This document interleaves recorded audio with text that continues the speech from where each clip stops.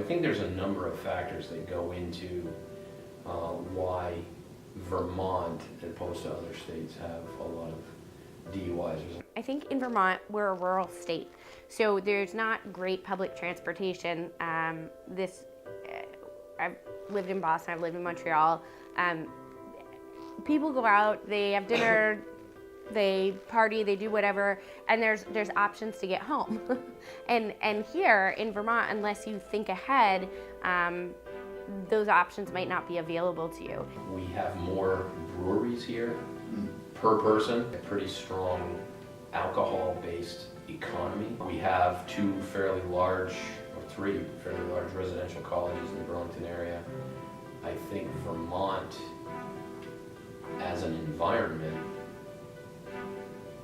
lends itself to drinking culture. I don't think anybody intends to drink and drive. I think that generally what it is that a set of circumstances occurs and people find themselves having a few too many in a place far away from home, and they need to get home for whatever reason, and they make a bad decision in that moment. I have had a total of 6 DUI convictions. My first DUI was a long time ago. I was 21 years old. I got in an accident on North Street in Burlington. I hit a parked car. I went to the hospital. So based on my youth and based on no one getting injured, I think I got probation out of it, but I lost my driver's license. Our minds don't operate properly when we're under the influence, and I'm gonna say we because I don't know any alcoholic I've ever met in my entire life who operates properly when he's under the influence of alcohol and drugs. I took out a telephone pole on Shelburne Road in a high-speed chase on my last DUI, and I was sentenced to 2.5 to 8 years to serve, which I served in Kentucky. I was transported there through the Vermont judicial system. And with that last DUI that I got, I wanted to make some changes. It's not easy, but it is definitely worth it. With faith and showing up every day, I got a job. I was able to pay my rent. I got another job as an electrician, making $20 an hour, and I was able to pay my rent. I stayed sober.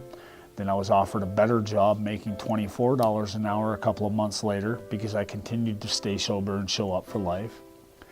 And now I currently have my own electrical business, and I generate $20,000 a month in the business for the first 4 months that I've run it, because I'm clean and sober, because I show up for life. I have a new vehicle. I have a driver's license, legal, with the restricted driver's license in Toxalox in my vehicle that I have to have for 3 years because of the DUI convictions. I believe if I can get clean and sober, anyone can.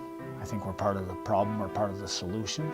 If we're part of the solution, then we're trying to help others. So for me personally, I have on numerous occasions got out of vehicles and ran on foot.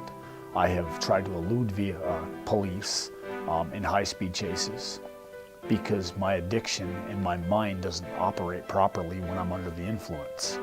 I want to run. Like I want to get out of the vehicle and run because I know I'm going to prison. I know I'm being incarcerated. So when I'm under the influence, I just want to flee the scene and get out and get away. When we're checking for impairment, there's a series of standard things that we're going to do. Not only are we looking for their eyes, we're looking for the slurred speech, we're looking for the confusion, unable to find proper documentation for the vehicle, the slow reactions, constantly asking us to repeat our questions, handing us credit cards instead of licenses. So those things, so you get the odor, the eyes, all those signs of impairment. So once we get them out of the car, and we do a series of standardized field sobriety exercises, and when they're done properly, they can be a very reliable indicator that somebody's impaired.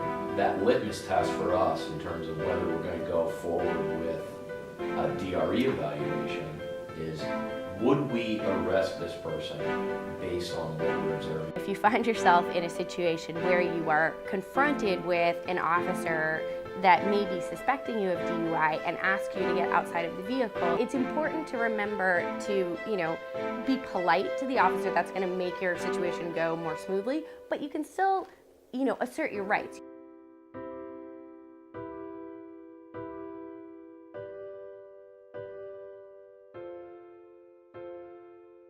With faith and work, anything is attainable.